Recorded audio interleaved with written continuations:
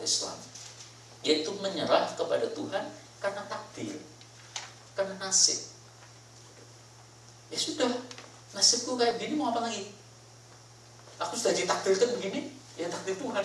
Dia percaya sekali akan takdir Tuhan. Anda diciptakan, dilahirkan dalam keluarga sederhana, miskin, tidak bisa sekolah, ya sudah, itu nasib. Berserah, tapi berserahnya karena takdir. Itu juga tidak bagus. Sebab begitu nanti dia mendapat kesempatan yang berbeda, dia tidak lagi berserah kepada Tuhan.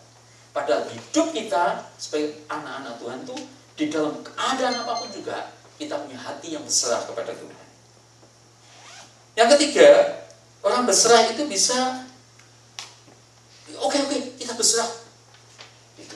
Tapi karena punya strategi. Gitu. Ya, saya baru dengar ini betul atau tidak, ya kita doakan saja, kita bukan politikus. Katanya Pak, ini PKS, Partai Keadilan Sosial di Indonesia itu, kan sekarang mendukung SBY katanya gitu. Singkat ceritanya itu, pokoknya sudah ada perjanjian. Pokoknya kalau nanti bisa memenangkan SBY, Menteri Kesehatan, Menteri Pertanian, dan Menteri Pendidikan harus diberikan PKS.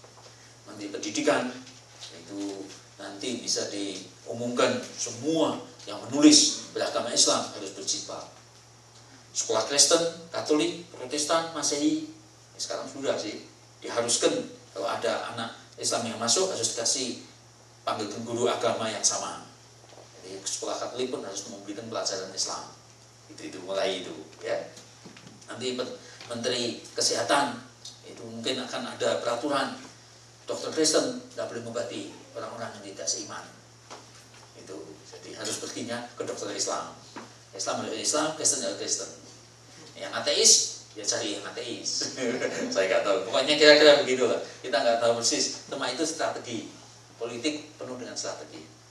Tapi kadang-kadang di dalam hidup saudara dan saya dengan Tuhan juga kadang-kadang kita mau main strategi. Ya sudah Tuhan. Aku berserah, percaya. Tetapi percaya dan berserahnya itu karena strategi. Orang kalau punya strategi itu sebenarnya hatinya manipulasi. Artinya penuh dengan siasat, sehingga nanti kalau strateginya sudah selesai, sudah apa yang menjadi kemauan hatinya tercapai, sudah tidak lagi pada Tuhan. Saya tidak tahu, mungkin Yudas Iskariot itu begitu. Dia ikut Tuhan mengalami segala macam mukjizat, tapi ketika dia lihat, ternyata Tuhan tuh kalah, dijatuhi hukuman salib, mau aja, tidak berdaya, putus asa dia, menyesal, bunuh diri. Mungkin begitu.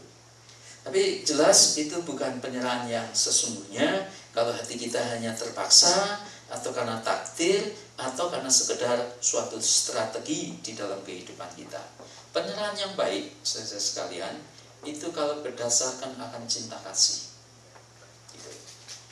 Suami mengasihi istri, istri mengasihi suami. Oleh karena itu kita berserah satu dengan yang lain. Gitu. Pak Adi mengasihi Bu Adi. Jadi saya berserah. Saya malah menyesal sekali kalau saya sampai mati tidak bisa ninggalkan apa-apa. Saya rindu kalau seandainya satu hari saya dipanggil Tuhan, kiranya semua mortgage rumah sudah selesai, punya rumah, punya tinggal, dia hidup dengan sebaik-baiknya. Kenapa? Karena kita mengasihi. Tuhan berserah. Tuhan waktu Tuhan Yesus disalibkan itu nggak tahu berapa orang mau percaya, berapa orang tidak mau percaya, dan manusia kan tiap-tiap orang bebas. Tapi dengan kasih dia beri aja semuanya, semua diserahkan oleh karena kasih. Dan saudara dan saya mesti belajar berserah kepada Tuhan dalam segala karena kita mengasihi Dia. Yang kedua, motivasi berserah yang baik itu adalah kalau kita berserah karena percaya. Itu Abraham. Persembahkan anakmu. Saya baca dalam perjanjian baru, sebenarnya ada, perjanjian lama ada. Ini anak tunggal, ini anak yang Tuhan janjikan. Lewat anak ini mestinya kamu dapat keturunan. Sekarang belum kawin, anak ini suruh membunuh jadi korban bakaran. Tapi luar biasanya tetap aja perintah Tuhan dilaksanakan oleh Abraham ini karena dia percaya sampai mati pun nanti. Kalau perlu Tuhan bisa bangkitkan kembali. Jadi percaya.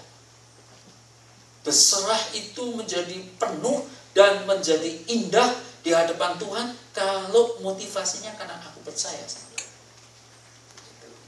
Dan yang ketiga, kalau saudara-saudara mau berserah dengan baik, itu karena tahu pasti bahwa nanti hasilnya akan jauh lebih baik di dalam berserah.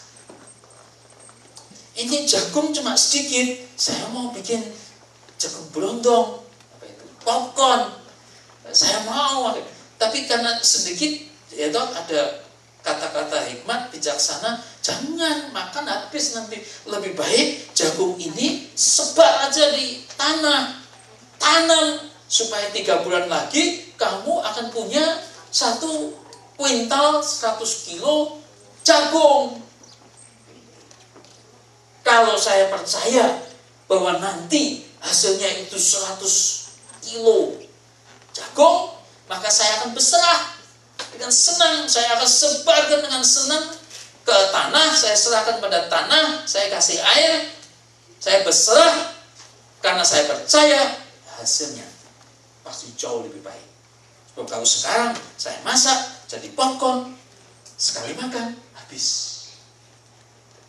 Saudara dan saya hanya bisa belajar berserah kepada Tuhan kalau Anda dan saya percaya bahwa sebenarnya hidup kita di dalam tangan Tuhan akan jauh lebih berhasil.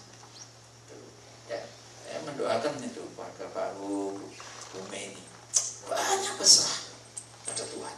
Sebab nanti kalau berserah pada Tuhan itu 10 tahun dari sekarang, hasilnya jauh lebih berlipat ganda daripada berusaha mati-matian sendiri.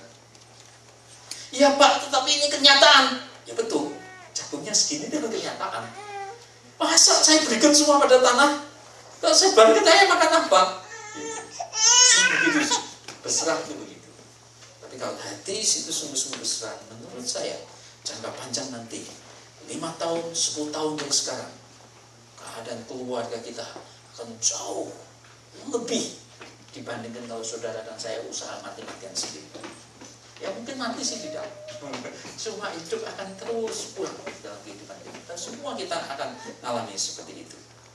Dan sekarang ada 2 kata yang penting dalam hidup orang Kristen yang saya sampaikan pada sore hari ini. Yang pertama itu berserah. Berserah.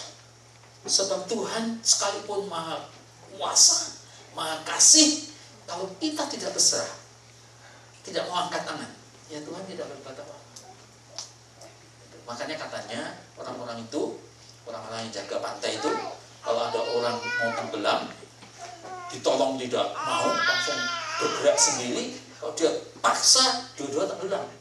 Biasanya dipukul dulu, malah pukul aja sedikit dulu, ya supaya lepas, itu baru kemudian ditarik. Sebab kalau dia tidak mau ditolong, masih berusaha sendiri, dua-dua tenggelam. Kadang-kadang Tuhan gitu. Kadang-kadang Tuhan ya sudah dia tegakan operasi dulu. Saudara, kata bertanggung jawab.